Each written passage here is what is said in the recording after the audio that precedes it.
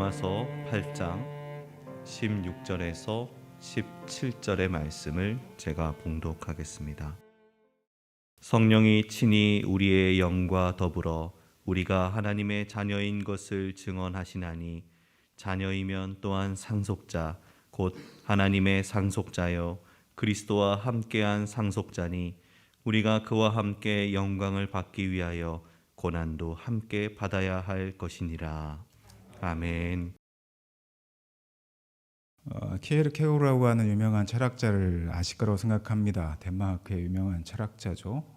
실존주의 철학자로도 유명하고 그가 했던 유명한 말이 사람들 입에서 세간에서 오르내립니다. 다른 말이 아니라 사람을 죽음에 이르게 하는 병, 그 병이 무엇인가라고 정의할 때 키에르케고르는 절망이다 이렇게 표현을 했습니다. 암이나 스트레스나 이런 세상에서 말하는 그런 것이 아니라 절망이 얼마나 사람들을 죽음에 이르게 하는지, 다시 뒤집어서 말하자면 소망이 없는 삶이 얼마나 그 인생을 피폐하게 하는지 또한 죽음에 이르게 하는지에 대한 표현이라고 생각을 합니다. 소망은 인간을 살게 하는 요인이 되기도 하고요. 또한 인간들을 하나로 되게 하는 능력이 있습니다. 세상적인 소망이든 제국주의적인 소망이든 또 십자가를 통한 소망이든 우리는 그 소망을 이루기 위해서 그 소망을 향해 우리의 현재의 삶을 감내하고 앞으로 나아갈 수 있는 원동력이 되기도 합니다.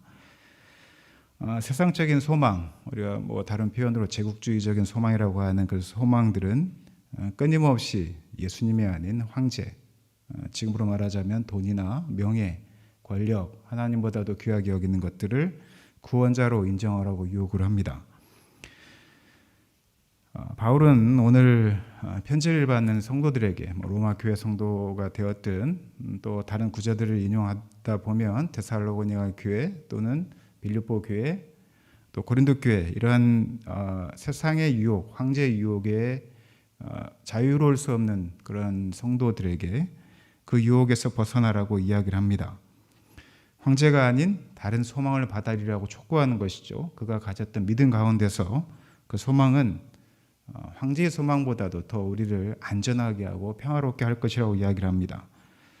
바울이 소개하는 그 소망은 폭력이 아니라 사랑과 십자가를 본받는 삶의 능력이 근거를 둔 것이고요.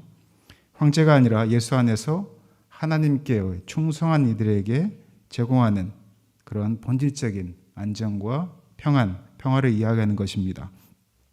바울에게 있어서 그리스도인에게 이게 가장 확실한 소망이었고요. 현재의 고난이 신비롭게도 장차 임할 참된 영광, 그리고 세상의 영광이 아닌 하나님의 영광의 첫 열매이자 보증이라는 것을 확신하게 합니다. 오늘 여러분들이 읽은 그 본문에서 몇 가지 단어에 우리가 집중할 수가 있는데요. 그 중에 우리가 취하고 싶은 단어가 있죠. 오늘 본문에서 취하고 싶은 단어들은 당연히 다음과 같은 것일 겁니다. 하나님의 자녀, 상속자, 공동 상속자, 그리고 그리스도와 함께 영광을 갖는 것. 이러한 것들은 우리가 소망으로 두기에도 적합하고요. 또한 그러한 위치에 있기를 소망하는 것들입니다. 그 소망을 이루기 위한 우리 많은 일들을 하게 되는데 또한 그러한 것들을 우리가 갖고 싶어하는 그러한 단어로서 정의하고 있는데 오늘 성경은 그 소망을 이루기 위한 필요 조건으로 한 가지 전제 조건을 제시하죠. 그것이 무엇인가 하면 그리스도와 함께 고난을 당해야 한다는 것입니다. 우리에게 소망이 있는데 그 소망을 이루기 위한 단서 조항이 있는 겁니다. 그것만 없으면 참 좋겠는데 전제 조건을 붙였습니다. 그 고난이 그리스도와 함께하는 고난이다. 이렇게 성경은 표현하고 있습니다. 세 번역으로 오늘 본문 말씀 다시 한번 읽어드릴게요. 바로 그때 그 성령이 우리의 영과 함께 우리가 하나님의 자녀임을 증언하십니다. 자녀이면 상속자이기도 합니다. 우리가 그리스도와 함께 영광을 받으려고 그와 함께 고난을 받으면 우리는 하나님의 정하신 상속자요 그리스도와 더불어 공동 상속자입니다. 이렇게 세 번역에서는 다시 기술하고 있습니다. 정리해 볼게요. 그리스도인이 되면 소망을 갖게 되는데 그 소망이 조건부적인 소망이라고 이야기를 합니다. 로마서 8장은 소망에 대해서 이야기하고 주로 다루고 있는 모티프입니다. 그리고 이 소망은 십자가를 본받는 삶의 소망입니다. 그리스도 안에 있는 삶, 성령 안에 있는 삶의 끝, 그 정점으로서 미래의 하나님의 영광에 우리가 참여하게 될 것이다. 체험하게 될 것이라고 하는 그런 약속을 합니다. 하나님의 자녀로서 그리스도와 함께 장래의 소망을, 장래의 유업을 상속하고 영광을 얻게 될 거라는 그 약속 대신 그 전제 조건으로, 한 조건으로 그리스도와 함께 고난을 받아야 된다. 이것이 오늘 본문의 주 내용입니다. 조건적인 소망을 이루기 위한 그런 고난이 어떤 게 있을까요? 저는 두 가지로 구분을 하는데요. 하나는 육에 대해서 죽는 것이고 또 하나는 언급했던 것처럼 그리스도와 함께 그리스도인으로서 고난을 당하는 것입니다. 굳이 이 두 가지로 구분한 이유가 있습니다. 육에 대해서 죽는 것이라고 하는 것은 옛 사람이 성경에서는 여러 가지 표현을 하고 있는데 동일한 표현으로 육에 대하여 죽는 것이란 몸의 행실을 죽인다 이렇게 표현하기도 하고요. 육체를 십자가에 못 박는다 이렇게 표현하기도 합니다. 또 다른 곳에서는 죄에 대해서 죽는 것이다 또는 옛 사람을 그리스도와 함께 십자가에 못 박는 것이다 라고 이야기를 합니다.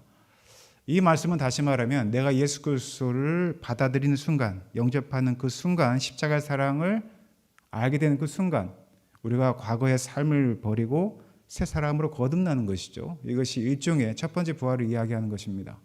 이전의 삶을 여전히 추구하면서 내가 예수 그리스도를 믿는다. 이것은 말이 되지 않는 이야기죠.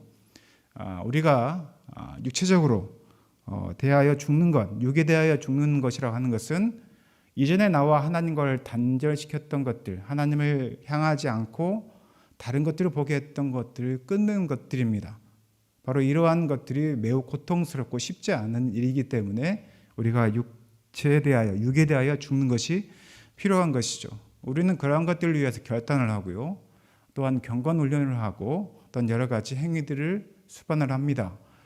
오늘 이 새벽에 이 시간에 그 단잠을 깨우고 이곳에 오신 목적이 무엇일까요? 특별 새벽 기도원을 통해서 특별히 오늘 기도의 내용들도 있었지만 이 기간을 통하여서 우리가 다시 한번 거듭나고 새로워지고 십자가의 삶의 소망을 갖고 십자가의 사랑을 다시 한번 확인하고 믿음을 더욱 성숙시키는 이러한 것들을 나에게 일어나게 하는 것, 나를 더욱더 성숙한 그리스도인으로 다시 한번 성장시키게 하기 위한 하나의 일환으로, 하나의 경건의 훈련으로, 또한 나의 삶을 바꾸는 하나의 모티브로 이것들을 우리 삶 가운데 본질적으로 적용하기 위해서 또 획득하기 위해서 우리는 이러한 고통을 감내하고 있는 것입니다. 물론 저는 고통이라고 표현했지만 이 시간 이렇게 오는 것을 즐거워하는 분도 계실지 모르겠습니다. 그러나 대부분 이러한 일들이 또한 그러한 결정을 하는 것들이 쉽지 않은 일입니다. 매 주일마다 예배당에 와서 또한 교회 정한 시간에 와서 기도를 하거나 예배를 드리고 헌금하고 또한 봉사하고 헌신하는 일이 자신의 결정과 결심이 없이는 쉽지 않은 일입니다.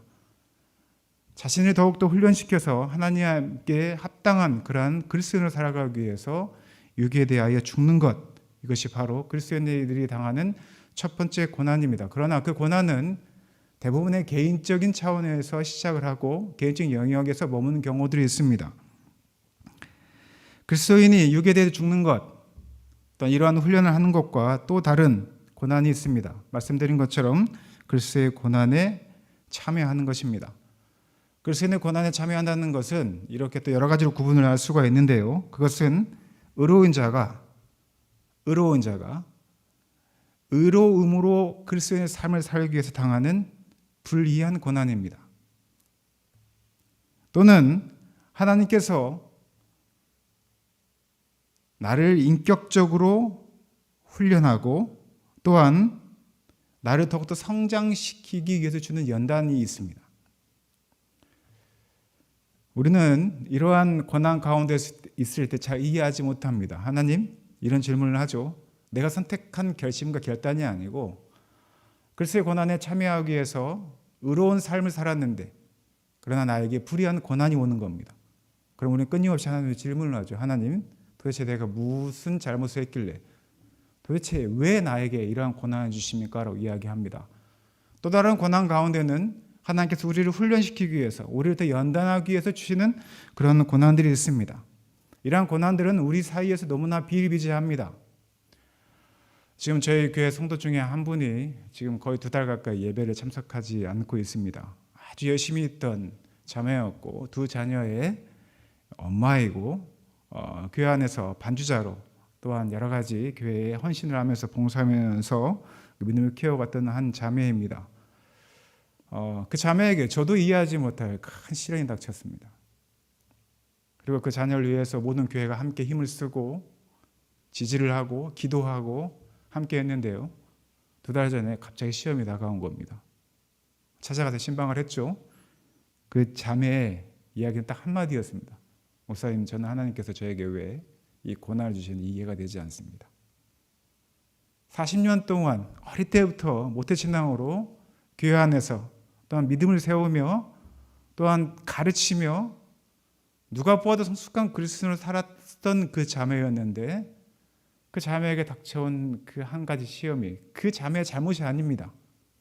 어느 순간 다가온 누가 보아도 그 자매의 잘못이 아닌 그런 어떠한 시련 때문에 시험에는 그 자매를 보면서 2달 동안 정말 그 자매를 기도해야 돼. 눈물로서 기도할 수밖에 없는 그런 상황이었습니다. 그 자매에게 이것이 너를 훈련시키기 위한 하나님의 연단이란 말은 꺼내지도 못합니다. 그냥 그 앞에서 함께 있어주고 울어주고 심지어는 제가 나도 잘 모르겠어라고 이야기할 정도입니다. 정말 이해하지 못하는 상황이거든요. 그러한 고난들이 우리에게 있습니다. 제가 그 고난에 대해서 답을 이야기하기에도 무서울 정도입니다. 하나님 정말 왜 그러셨습니까? 라고 지금도 저는 질문하고 있습니다. 그리고 마지막으로 한 가지 더 고난이 있습니다. 그 고난은 그리스도의 비애에 참여하는 것입니다. 그리스도의 비애에 참여한다는 것은 존엄이 상실이 되어지는 그 현장에 우리가 함께하는 것입니다.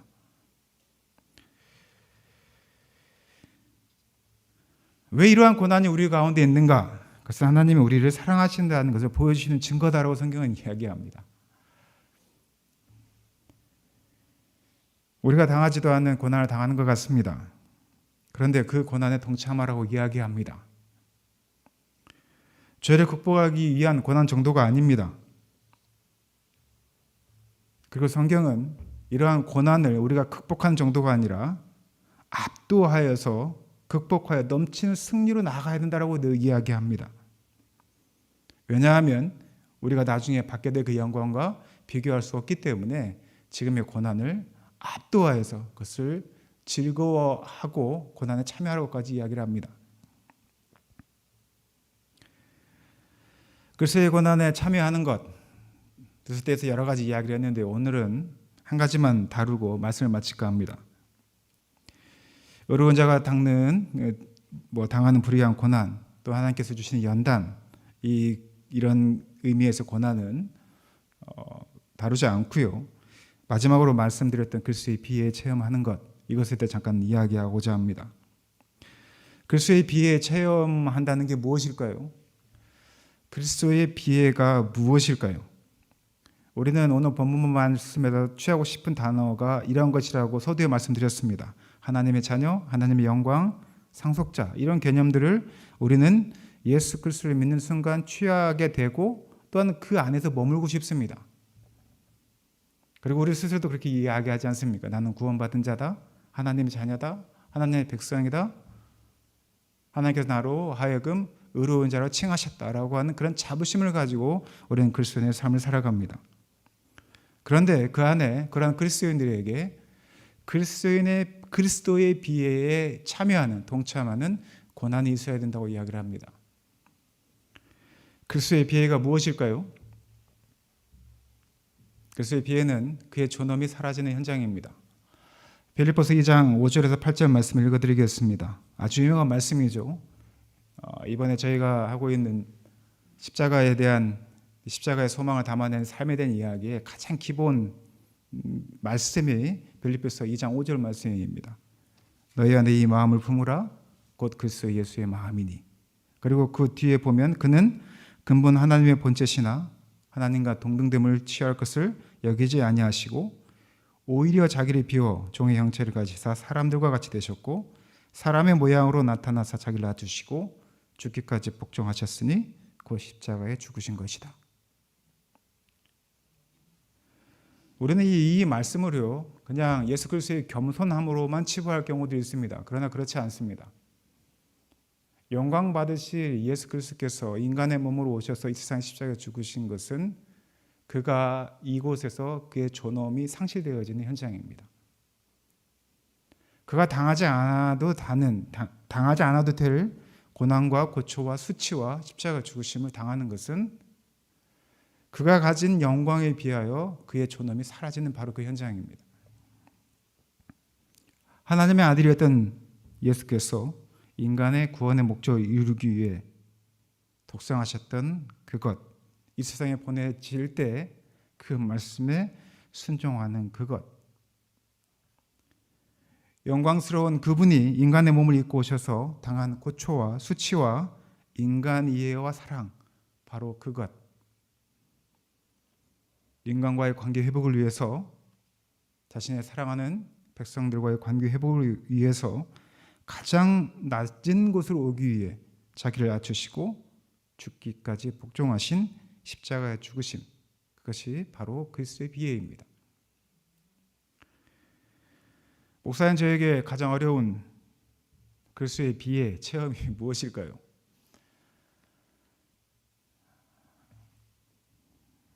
저는 목사로서 제가 경험한 그리스도의 비애의 체험, 그리스도께서 자신을 낮추시고 인간의 몸으로 이 세상에 오신 십자가 죽으신 그 사랑을 경험하는 그 경험이 무엇일까라고 고민해 보니까요, 바로 성도에 대한 이해인 것 같습니다.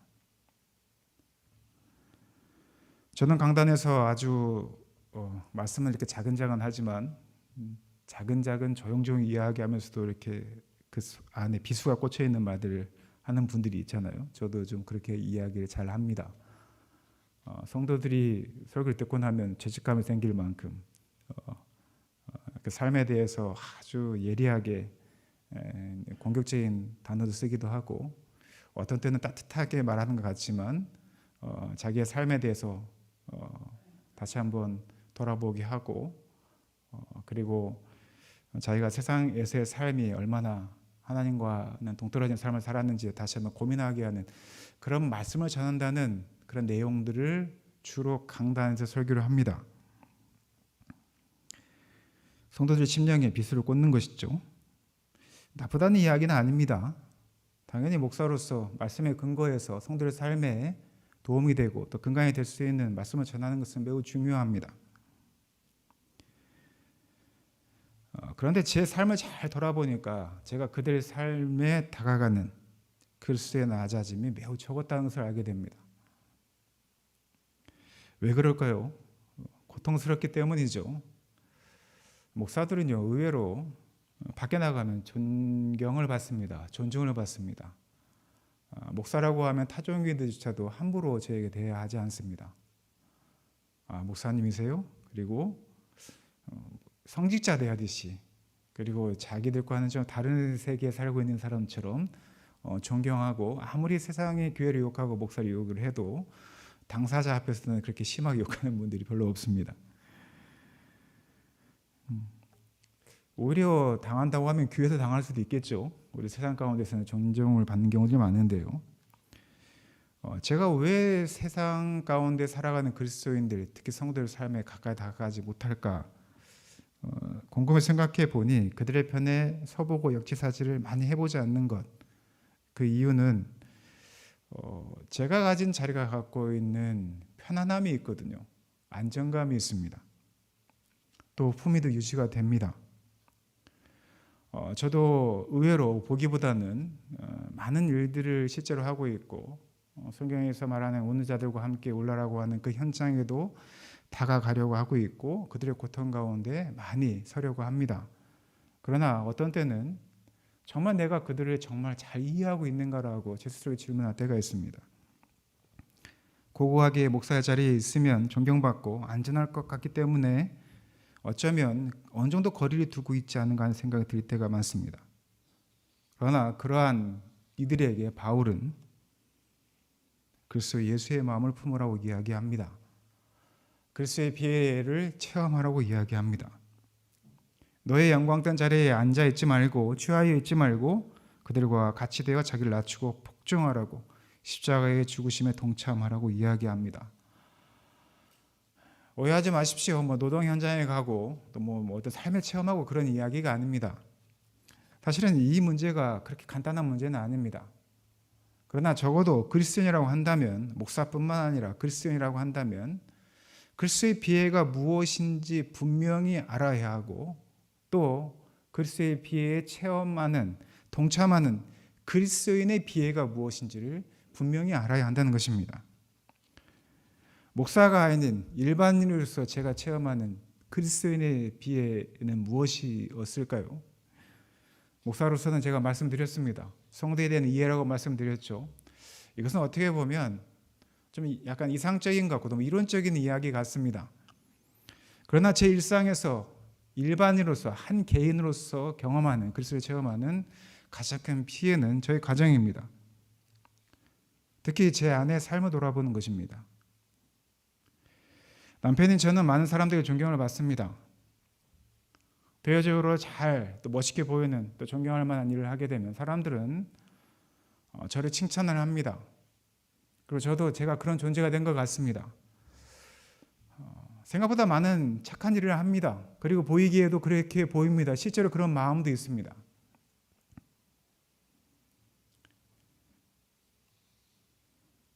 고고한 삶을 살아가는 남편입니다. 저는 17년 동안 제가 지금 결혼한 지 18년 됐는데요. 작년까지 17년 동안 제 아내가 제 아내로서 또는 사모로서 역할을 잘 감당해 줬습니다. 그래서 제 아내 고통을 진짜 못 받습니다. 작년 말부터 올해 초까지 제 아내가 그 고통을 호소를 하더라고요. 그 중에 가장 큰 고통이 뭐였는지 아십니까? 남편이 존경받을수록 자신이 너무 초라해 보인다는 겁니다. 자신이 내는 욕심이 또는 자신이 바라는 어떠한 것들에 대한 자기 정죄를 하는 겁니다. 목사는 사명감을 갖고 살지 않습니까? 물질에 대해서 추월하려고 하고 사람들에게 관계에 있어서도 극단으로 가지 않고 선한 마음들 풀려고 하고 성도들과의 관계 또한 이웃과의 관계에 있어서 많은 부분들이 훈련되어지고 그들과의 관계 형성을 해갑니다. 그러나 제 아내는 목사가 아니지 않습니까? 또 우리가 성직자로 구분을 할 때 그런 것에 특화되거나 훈련되어진 사람이 아니지 않습니까?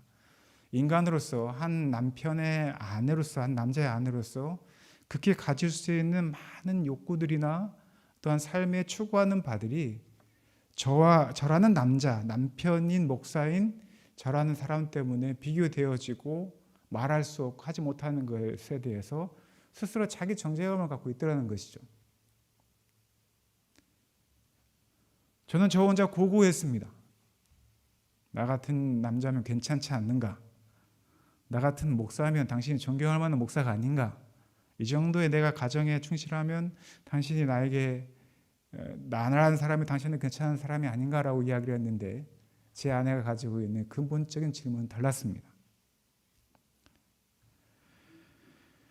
많은 분들은 아실지 모르겠지만 그 힘듦을, 그 고통을 담아서 제가 페이스북에 글을 썼습니다. 한동안 페이스북을 못 하겠더라고요. 너무 미안했습니다. 근데 이게 참 어렵더라고요. 제가 낮춘다는 의미가 아니라 제가 그 사람의 입장에 서보는 것, 그 사람의 마음을 들어보는 것, 그 이야기에 귀 기울이는 일이 너무너무 어려웠습니다. 물론 머리는 이해는 합니다.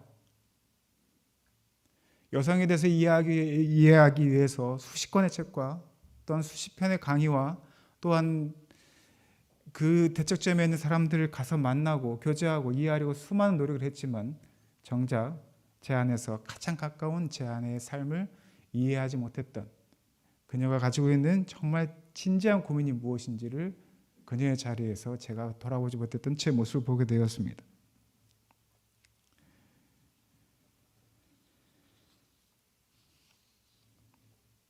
목사와 성도간이 그렇습니다. 남편과 아내가 그렇습니다. 부모와 자녀가 그렇습니다. 어른과 아이가 그렇습니다. 성경에서는 또 다른 이런 표현도 하죠. 본토인과 이방인이 그렇습니다. 부자와 가난한 자가 그렇습니다.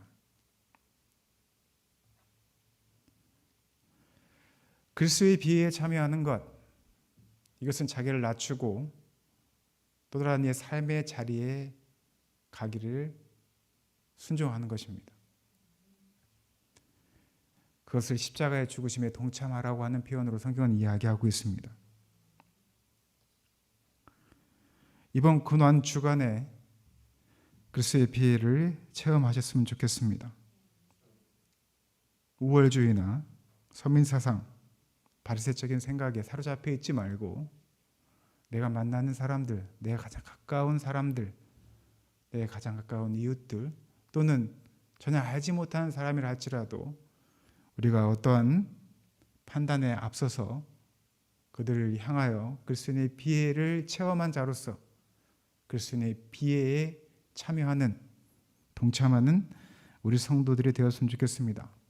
그러한 고난에 참여함으로, 그런 십자가의 고난에 참여함으로 결국 하나님의 영광에 참여할 것이다 라고 하는 필요 조건으로서 우리에게 고난을 이야기합니다.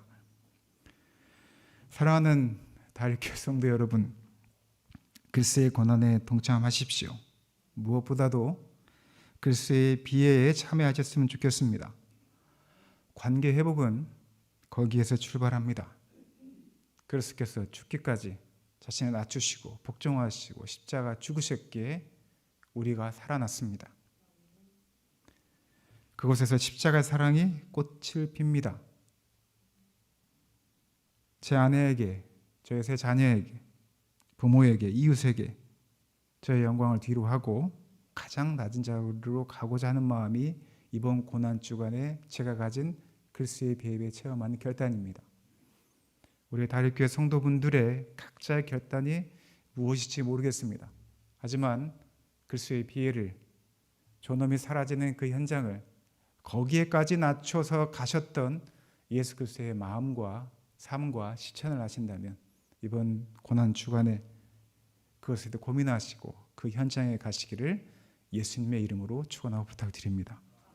기도하겠습니다.